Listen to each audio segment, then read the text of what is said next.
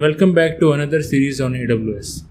This is not actually an entirely AWS based series, but a mix of Jenkins and AWS, in which I will be covering some of the AWS services which our Jenkins pipeline script will be using.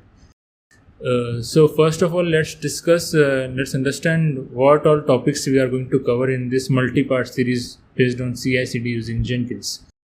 So first we will be covering, as you can see, Jenkins Docker setup. There are multiple ways to install Jenkins in any system. First way is using the simple installer of Jenkins. Second is using Docker.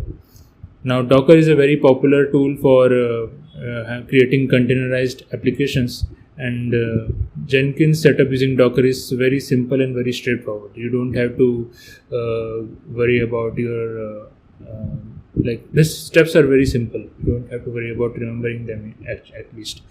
So first thing is whatever Docker concepts we will be using when we are going to install Jenkins. Only the required Docker concepts I will be covering here, not the complete concepts on Docker. Second is running Jenkins as a container.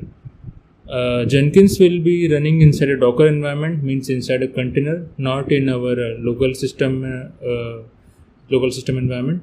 So if we have to access the any logs or anything from Jenkins, we have to connect using the container commands only, configuring volumes and ports. We are going to expose some ports from the Jenkins container. We are going to see that at this point. Second is we are going to configure the Jenkins server from Jenkins UI.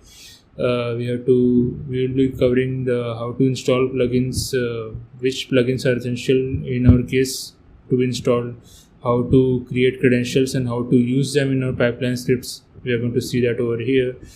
Next is we are going to access our Jenkins container from CLI, because we have to install the AWS CLI in our case. So that is a mandatory step we need to cover here.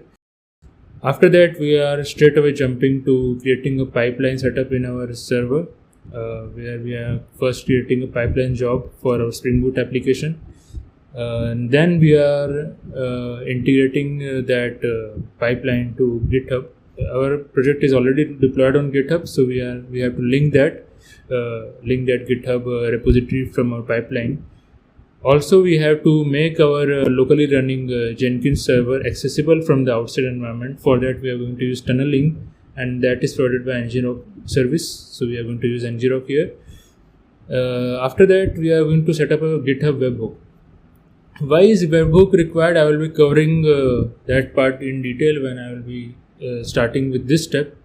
But basically, you can see webhook is for triggering the pipeline when we are committing or pushing our GitHub changes to our GitHub repository. It will be automatically triggering the pipeline. Then we are starting with AWS integration, where we will be covering how to configure our EC2 with a particular IAM role. Only the important parts of IAM role creation I will be covering here, not everything about IAM. Then I will be covering the part of the script. Uploading will be done into EC2 server, and even the downloading will be done into the EC2 from the EC2 server. Uploading actually will be done from my Jenkins environment, because the artifact will be built inside our Jenkins container, and then it will be deployed or uploaded to S3. Downloading will be done from EC2 itself. In both of these scenarios, I will have to provide the access keys for my S3 bucket. In first case, I will be manually using the access keys by creating some environment variables, but in downloading case, I will be using the IAM role attached with the EC2.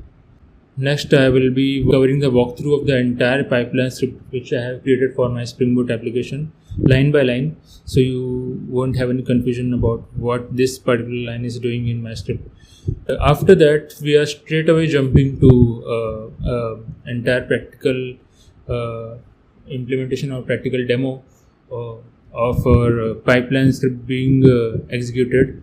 This I will be first pushing from my IntelliJ. The changes I will be pushing from my project to the GitHub repository. That will actually trigger a build of the pipeline which is present in my Jenkins server.